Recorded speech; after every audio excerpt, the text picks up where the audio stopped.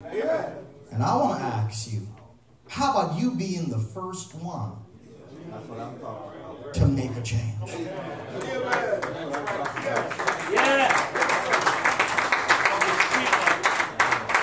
Instead of looking at pastors.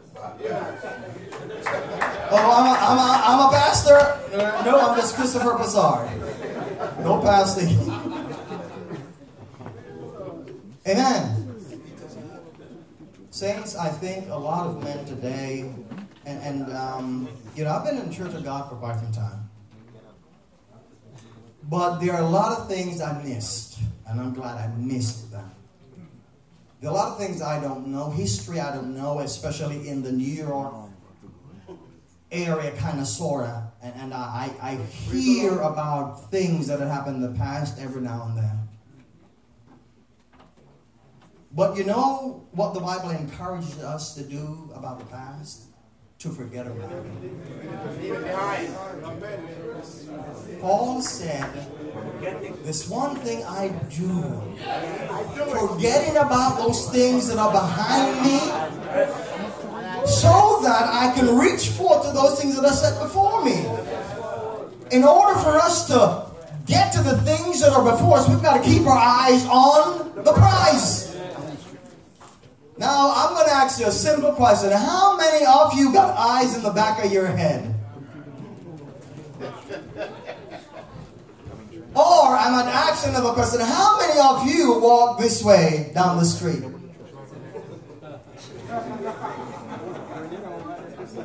We weren't made to walk backwards. We were designed to move forward. Why do you think God didn't give us eyes in the back of our heads and only in the front of our heads? Because God never intended when we're moving forward to look behind, but only look forward.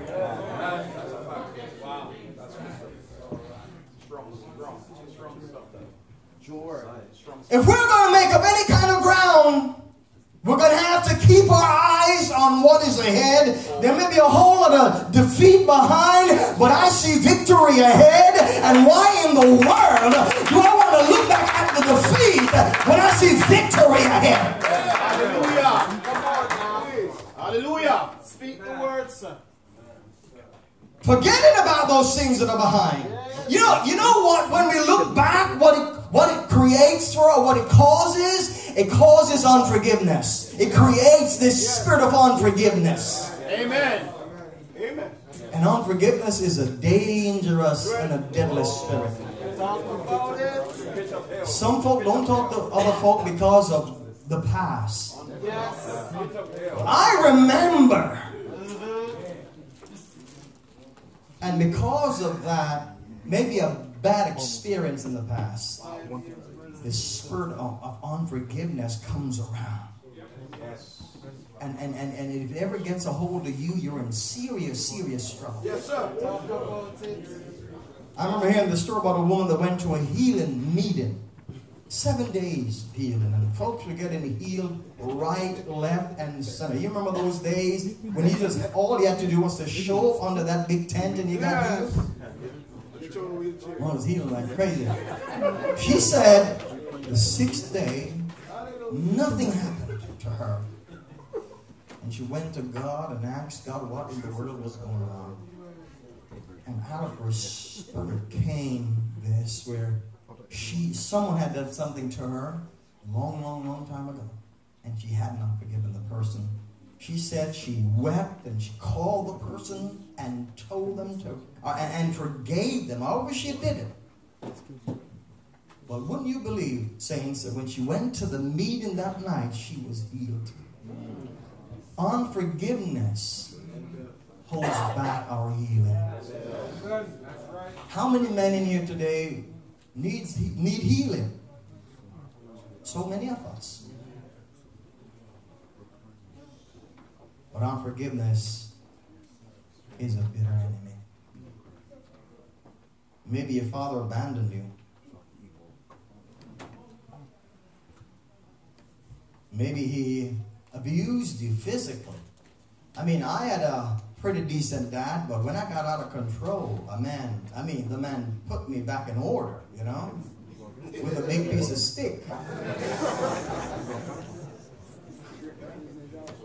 And saints, I'm going to tell you this.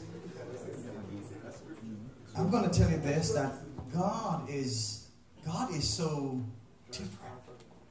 God is such a mystery. You know the problem, one of the problems that we will always encounter with God is that when we think God is predictable. Yes, sir. When God is no longer a mystery to us, when we think we've got him all figured out, then God becomes very powerless to us. Because when we believe that we've got God figured out, guess what? That's a time when we put God in a box. When we've got God figured out, then we've got a God that is in a box. Yes, sir. But a God that is a mystery.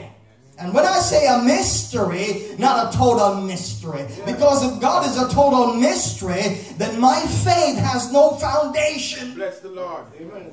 Yes, yes. Bless the Lord. But when I speak of God being a mystery, I'm speaking about the unpredictability of God. Amen.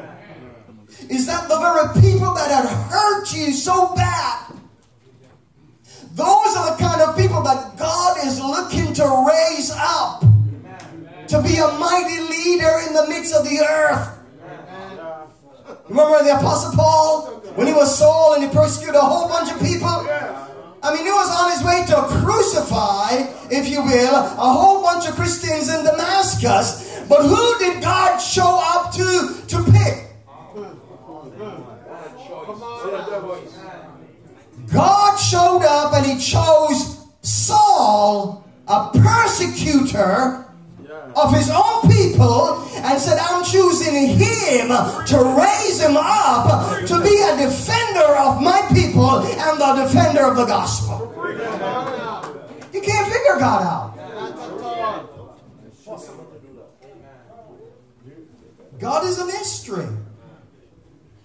So unforgiveness, I'm saying that unforgiveness is something that we have to deal with. We've got to deal with that spirit. We've got to get it out of our lives. Yes, or else it's going to hold up a whole lot of healing and blessings that God have in store for us.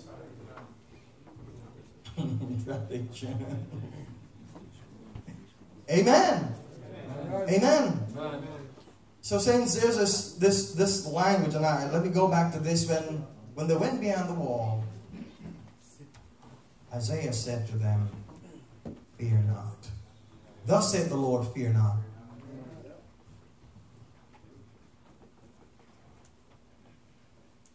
I'm going to send a blast into the camp of the Assyrians. I'm going to destroy the armies of the Assyrians, and I'm going to deliver Jerusalem out of their hands.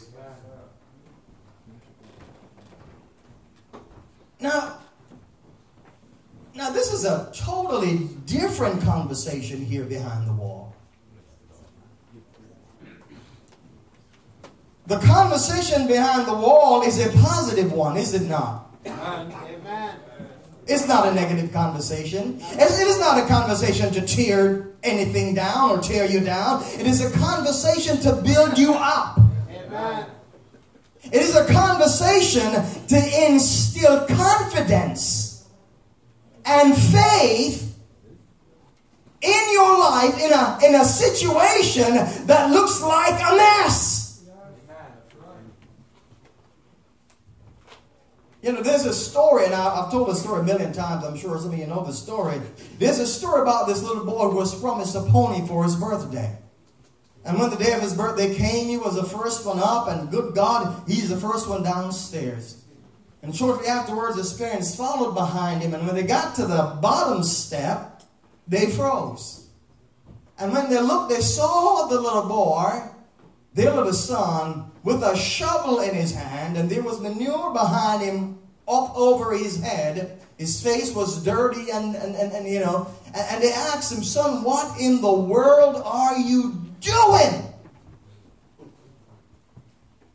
He looked at them and looked at the pile of manure. He said, well, with all of this manure, he said, you all promised me a pony, right?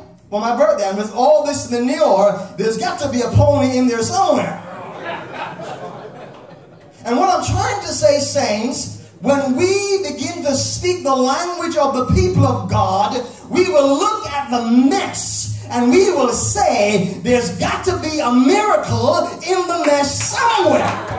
When we look at a situation that is all messed up or torn up, however we perceive it, we can draw a positive out and say there's got to be some victory in there somewhere, because that has to be the language of the people of God. Why does it have to be the language of the people of God? Why? Why does this positive or positivity has got to be the not just the thought pattern but the words of the people of God? Because of our claim about God. Amen. We claim that we serve a mighty God. We claim that He is well able to do exceedingly abundantly above all that we can ask or even think. We claim that He's a healer. We claim that He is a deliverer, don't we? We claim that He will make a way when there seems to be no way. Yes, sir. Well, if we claim that God is well able, why are we talking negative in our circumstances? Does that make any sense at all? Doesn't make any sense. Doesn't make any sense whatsoever. So when the Assyrians came and spoke to them that they're going to be destroyed, they went back. You know what they did? They went back.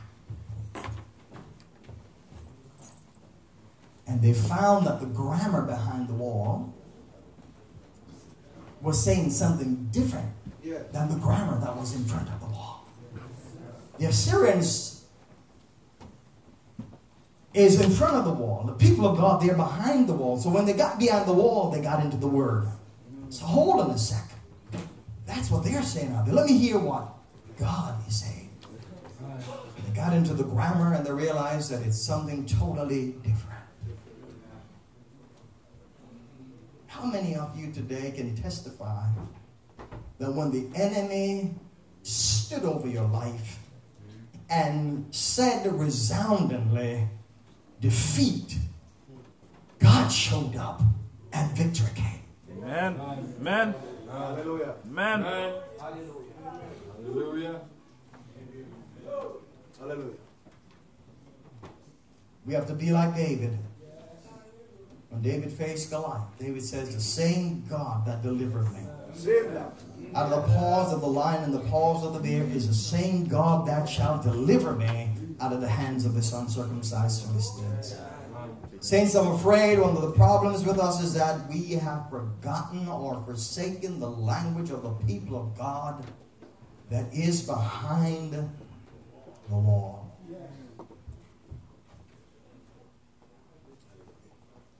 And the moment we do that, there's going to be diversity. There's going to be different, of course, different thought pattern, and that's okay. There's going to be different objectives within the same body, and that can become problematic. I heard it all over this auditorium today. So many different views on what should be done. We need one solution to this problem, where each and every one of us could take with us and implement the same one idea and bring about a solution to this particular problem, whatever the problem may be. Amen.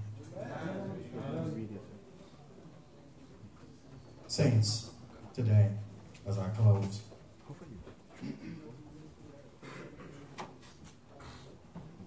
what kind of a God do you serve today? A big God or a small God? A God that can fix some things or a God that can fix all things?